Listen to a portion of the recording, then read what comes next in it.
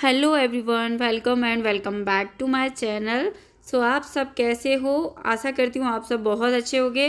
So friends, आज के new blog की शुरुआत स्टैंड से हुई है, चप्पल स्टैंड से। और बाहर का पोर्शन यहाँ का बहुत ही कम मिलता है देखने को।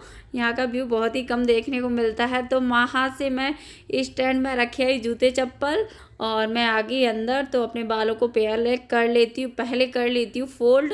उसके बाद मुझे क्लीनिंग करना है बहुत सारी, इसलिए क्योंकि हेयर को खोल के ओपन करके क्लीनिंग करने में बड़ा मुश्किल होता है, इसलिए मुझे ये खिड़की को पोंछना है। ये खिड़की हो रही है बहुत ज़्यादा गंदी, इस पर धूल डस्ट जो भी है वो सारा इस पर चिपक गया है। और दिवाली पे हुई थी पुताई, अब इनकी हालत देखो तो बहुत हो गई गंदी। तो अब दिवाली से बहुत टाइम हो गया, दिवाली से अब कहीं पहुंच रही हूँ इनको। तो यहाँ पता है उधर की जो छड़ी है, उस उधर छड़ी दो ही हैं, बस दो हैं, नहीं एक ही है। उधर क्या हुआ था, बाहर का जो लॉक हो गया था, चाबी रह गई थी अंदर, तो इसको काटा गया था सरिया को, फिर चाबी लेकर आए थे। तो अब इसको जल्दी से जल्दी बेल्डिंग करवानी हमको। और बाथरूम से हमने फिर से पानी से अच्छा पोछा भिगो लिया है, पानी में निचोड़ लिया साफ पानी में। और फिर से हम इसको गेट को पोंछने लगे। और ये पैंट के कुछ निशान है, छूट नहीं रहे थे। और अभी मुझे इतना करने का टाइम नहीं है, अभी मैं सादा पोंछ दे रही हूँ और उसके बाद फिर टाइम मिलेगा फ्री टाइम में अच्छे से मैं इसको गेट को अच्छे से साफ़ करूँगी।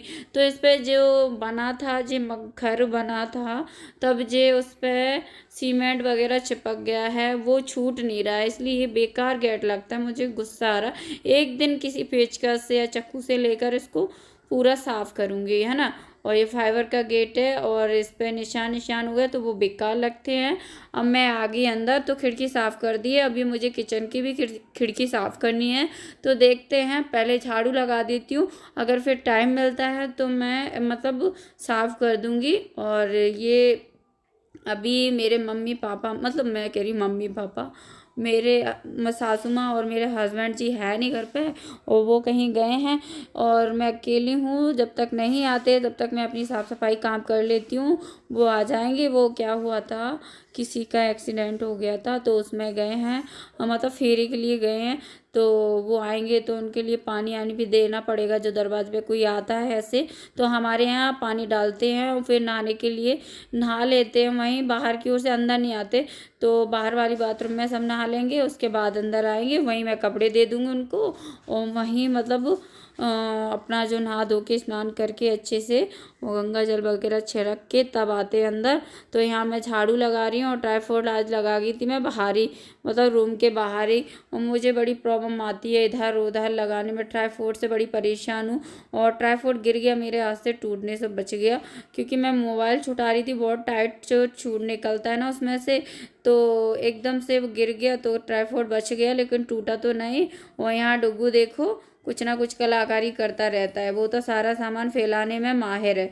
तो यहाँ देखिएगा मैं कर देती हूँ आयरन। तो ये मैंने प्रेस लगा दिया है और मैं सारे कपड़ों को प्रेस करके फोल्ड करके अच्छे से रख दूँगी। वैसे मेरे कपड़े फोल्ड थे, लेकिन क्या है, कहीं जाते हैं जैसे जल्दबाजी में, तो डुग्गू को मतलब तुरंत प्रेस नहीं हो पाती, कभी कभी लाइट भी नहीं होती है, कभी कभी टाइम भी नहीं होता है, तो पहले से करके रख दे वो अच्छा है। तो दुग्गू का ये पैंट है, तो उस पर भी प्रेस कर देती हूँ, कुछ टी शर्ट है उस पर प्रेस करके रख देती हूँ। और थोड़े बेकार से हो गए, प्रेस करने से थोड़े कपड़े भी अच्छे से हो जाते हैं।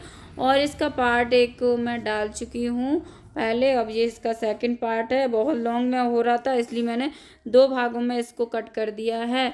और मेरे ज़्यादा बड़े ब्लॉग हो जाते हैं तो कोई देखता भी नहीं, आप लोग भी बोलते इतना बिग, इतना बड़ा ब्लॉग।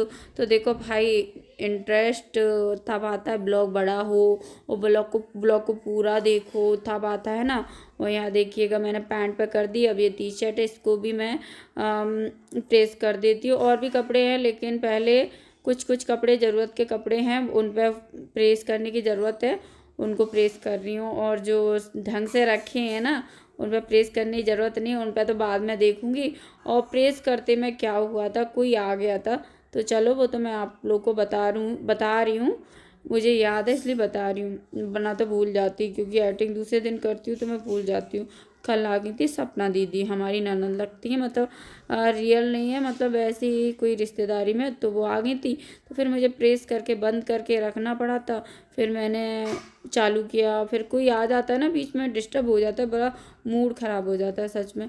तो यहीं मैं देखो यहीं गई थी, सपना दीदी आई थी, तो वो आधे घंटा बैठी थी। उसके बाद मैंने फिर प्रेस लगाया, जब मैं अपना मतलब फिर से वह प्रेस किया, तो घर की क्लीनिंग कर करके और फिर मैं अपना प्रेस करने लगी।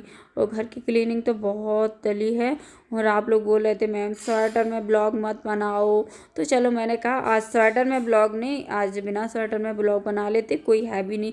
क्योंकि मम्मी डांटती हैं, सासू माँ डांटती बोलती हैं ना कि ना अभी अभी तबीयत खराब थी और अब तुम जवानी में आ गई, तुम कपड़े भी नहीं पहन रही हो, बीमार हो जाओगे, नहीं हम नहीं दिखाने ले जाएंगे। पुराने लोग ताने मारते ना ऐसे। सासू माँ मेरे पास में ही है, दूर नहीं है ज़्यादा, तो मैं थोड़ा अभी नहीं बोल रही कुछ उनके बारे में। वैसे मेरी सासू माँ बहुत अच्छी है। और ये टाइम हो रहा है इवनिंग का, तो इवनिंग के टाइम फ्री टाइम में मैं अपना प्रेस कर रही हूँ, क्योंकि अभी फ्री हूँ, कोई काम नहीं है, घर में भी कोई नहीं है। अगर घर में कोई होता नहीं है तो सारे काम आराम से और अच्छे से हो जाते हैं, बेझिझक होके, बिना परेशान होके। लेकिन बीमार से उठकर भी काम करना पड़ रहा है। देखो अभी बीमारी से उठी हूँ और काम में लग गई, घर के साफ़ सफाइयों में। मेरा मतलब प्रेस वगैरह हो गया है और मैंने जुड़ा बना लिया था, क्योंकि बाल बहुत नीचे हो रहे थे और मेरे फैमिली वाले, मतलब मेरे घर वाले आने वाले हैं बस। और मैंने प्रेस कर लिया है और कोई और आ गया था अभी, तो मैं उठ के चली गई। प्रेस पूरा आयरन नहीं हो पाया, थोड़ा सा रह गया थे कपड़े, तो अब कर लेती हूँ बस।